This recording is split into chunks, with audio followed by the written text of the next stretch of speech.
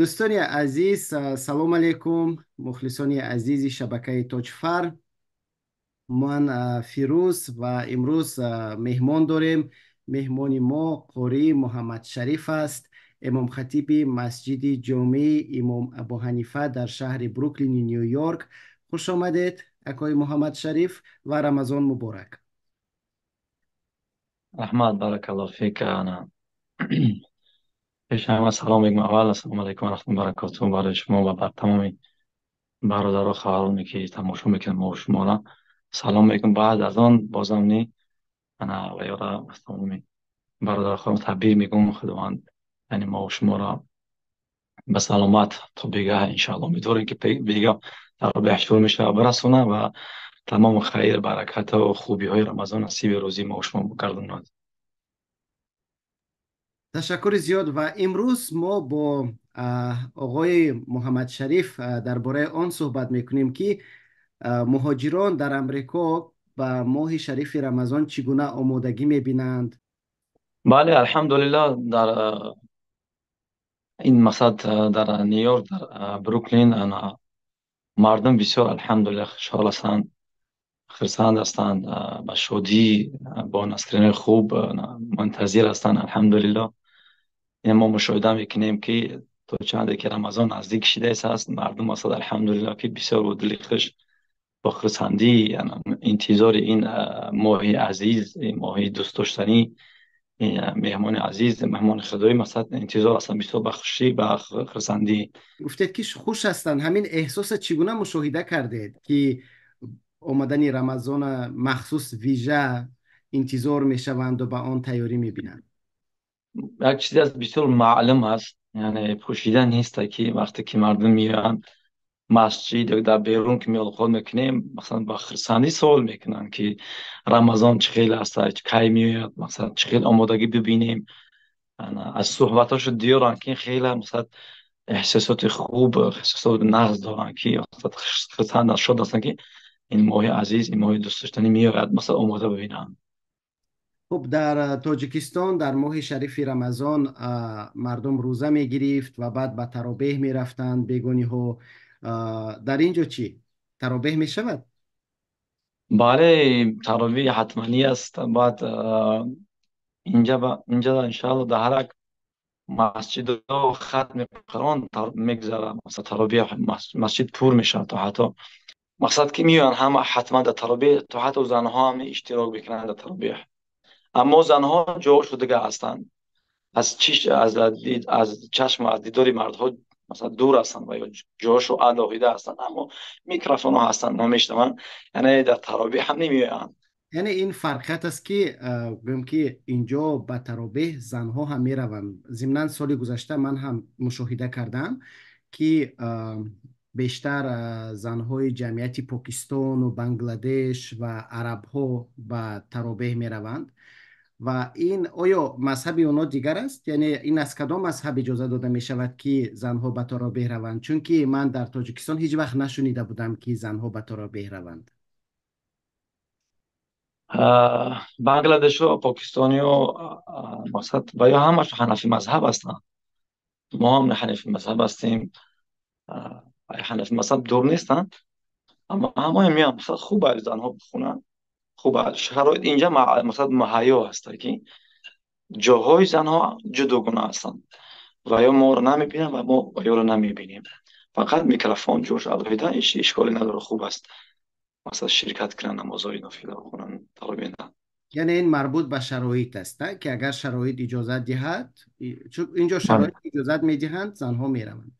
خب اکنون بسیاری ها میگن که همین وقتی که شخص از کشورش دور می رود، برعکس به دین نزدیکتر می شود. همین به فکر شما همین درست است؟ یا اینکه اینجا مهاجرا روزه نمی گیرند؟ شما فکر کن توغری بسیاری مهاجر وقتی هجرت میکنن با دین نزدیکتر میشوند، با دین آشنا میشوند، از دین معلومات میگیرند، اصلا خوبتر میشوند. حاضرش مثلا ببینیم اگر فعلا ده همین خیلی است که مثلا در دیگر جا که مثلا شرایطشون دیگر هستند، законош ҳукмошу дигар ҳастанд. Масалан, инҷа Америкода калан озодӣ, яъни даъвати таблиғ, дарс ҳама чиза озод ҳастанд. Дигар муҳоҷирон меоянд, ия мебинанд, мешнаванд. Бинобар ҳамин вақте маълумот мегиранд аз дини мубини ислом, ино имонош қавӣ мешаванд, ба дин наздик мешаванд, ошно мешаванд, қадри зиёдтар мешаванд. алҳамдулиллаҳ. خب یکی از ویژگی های ماه شریف رمضان این است که شخص باید لقمه حلال خورد و در تاجیکستان راستی گپ ما درباره گوشت حلال و حرام قریب که فکر نمی کردیم چون که همه چی حلال بود به فکرم. و وقتی که شخص از تاجیکستان بیرون می رود بخصوص به کشورهای اروپا و امریکا، البته اینجا سوالی به میان میاد که کدام گوشت حلال است، کدام غذا حلال است، کدامش نه، و در حالتهای استثناء از کوشر استفاده میبرند. موجود بودن همین مسئله یگان مشکل ایجاد میکند هنگام ماه شریف رمضان. اینجا فرض که مثلا انسان باید لقمه حلال چی در رمضان چی در غیر رمضان باید استفاده بکنن. اما در رمضان دیگر این یک ماه مبارک رمضان دیگر فضیلتاش، ثواب ثمرش از دید یگان تای مشما پنهان نیست انشاءالله که چقدر فضیلت داره. این ماه سرور ماه و بهترین ماه است. این ماه یک بگیم شکل یک تربیت کننده است که در این ماه انسان باید کوشش کنه که انا لقمه حلال و از تمام محرمات ها، از تمام حرام هایی که الله تعالی حرام کرده است باید اجتناب پرهیز بکنه. چون در حدیثی مبارک نه پیغمبر صلی الله علیه و میفرماید که مفهومش هم میگم از سادگی که اگر که مثلا کدام روزداری که ترک گناه و معصیت نکنه، از حرام و محرم دوری نکند، الله تعالی هیچ نیاز به روزه این انسان ندارد. اینجا مقصد که من لم یدع قول الزور والعمل به والجهل، هر کس یعنی ترک سخنای گناه و کاری گناه هر چی که باشه والجهل و کاری جهل ابلهی بیسعودی ترک نکنه در رمضان، یعنی که خداوند هیچ نیازمندی به روزه این، به ترک شراب، به ترک لقمه این ندارد. در بروکلین دکان‌های خیلی زیاد است که گوشت حلال می‌فروشند، اما در امریکا ایالت‌های هستند که در آنجا شاید تاجیکان زندگی می‌کنند و دسترسی به گوشت حلال ندارند. با اونا چی توصیه می‌دید؟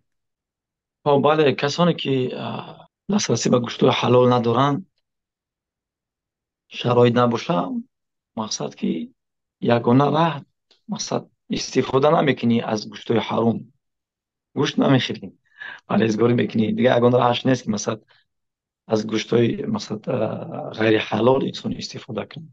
گوشت حرام همیشه حرام هستند خوردنشون، چی در رمضان چی در غیر رمضان، چی در جایی که گوشت نباشد، گوشت حلال نباشد، باز هم مثلا حلال نمیشه خوردن از گوشت حرام، همیشه اما حرام هستند، پرهیز میکنن. تخم حلال و حرام نداره، درست؟ یعنی تخم تخم مرغ. حلال از نان دیگه میتونن، تخم یگان اشکالی یعنی نداره. بله، تخم مرغ، ماهی، سبزیجات ماهی. میتونن استفاده برند، از گیاها میتونن استفاده برند. خب ضمن اینم یک نمودی پرهیز هم میشود. بسیاری مهاجران در ماه رمضان خیر میکنند و این خیر به تاجیکستان میفرستند و بعضی ها فکر میکنند که به خود مهاجرانی که در امریکا هستند خیر کردن روانه است چون که اینجا شرایط بهتر است. خب شما در مورد همین خیر چی میگویید؟ خیر همیشه خوب است. صدقه کردن برهان است، دلیل حجت است بر داشتن ایمان این شخص، بر بودن مسلمان این شخص دلالت میکند و الله تبارک به خیر صدقه بسیار دوست می‌دارد. مثلا کسانی که خیر میکنند در راه خدا به خاطر رضامندی و خشنوی خداوند، این الله خداوند بسیار دوست می‌دارد. خب اما در رمضان ثواب و ثمرش مضاعف می شود، چندین برابر می شود. فرض چی صدقه واجبه باشد، مثلا فرضی باشد، همچون زکات چی نفلی باشد، مضاعف می شود ثواب و ثمرش در رمضان. اما زکات خیلی بگیم صدقه ثوابش بسیار بلند می شوند. اما زکات یک زکات فرضی 70 زکات می شود در رمضان. در غیر رمضان خیلی مضاعف نمیشود. یک زکات یک زکات میمونه. در رمضان یک زکات 70 زکات حساب میخوره. خب بنابر همین انا در رمضان بغیر این وقتی که ما و شما پیغمبر این ما و شما صلی الله علیه و آله نگاه میکنیم که در زندگیش بسیار سخاوتمند بودند، دست دراز بودند، کمک یاردن میکردند، اما در رمضان بسیار سخاوتمندتر میشیدند از بادنده. انا سریع و سخاوتمندتر در ماه مبارک رمضان. بنابراین ما هم اقتداد پیغمبرمون باید بکنیم. در رمضان باید سخت است، همیشه باید ما و شما سخاوتمند باشیم، صدقه یاردن کنیم، دسته های نیازمند فقیر مسکین بگیریم، یتیم ها رو، بی‌وزنان رو. اما در رمضان کوشش کنیم که اقتدای پیغمبر میکنیم زیادتر بکنیم. اما در کجا کنیم فرق ندارد. در کجایی میکنی شاید همون که مسکین، فقیر، یتیم، نیازمند بیایم کمک کنیم خوبتر است. اما زیادتر ملتر نگاه میکنیم که این مثلا نیازمندا در طرف کشورهای خدمت تاجیکستان و ازبکستان بسیارتر است مثلا. اما کسی که در این پیدا کند همون ثواب میبرد. کسی که در امریکا مهاجر، که یگان انسان، یا که یگان مادر، یا که یگان اپا و خواهر، که یگان برادر که نیازمند هست، اگر در همه جا دست بگیره همون ثواب سبحانه میبرد. مثلا شرق انسان کوشش کنه که بکو پیدا بکنه که کیه مسکین، کیه فقیر، کیه نیازمند، همون رو یاددام کنه. ان شاء الله ثواب ثمرش هم میبرد خدا خواهد ان شاء الله. یعنی دلش به کسی سوزد و همون کمک کند، یعنی این علاقه یک رمزی اساسی است، درست؟ بله ان شاء و خب فطری روزه امسال چقدر است؟ الله. خب صدقه فطر سال گذشته از 13 تا 40 تقریبا دلار بود. امسال انشاءالله معین میشه نزدیک رمضان، نزدیک عید نه انشاءالله. ما در آینده خبر میکنیم، چون که این پوله های محصولات انا فرق میکنن. این وابسته از هم پوله های محصولات است انشاءالله. پیش از انجام صحبت میخواستم همین از شما پرسم که تراویح ساعتی چند سر می شود در نیویورک؟ دیروز وقت های ما خیلی میدونین که ایواز شدن.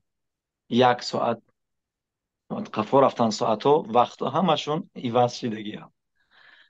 انا امروز یکم روز هستن که روزهای ما یک ساعت ایواز شدن.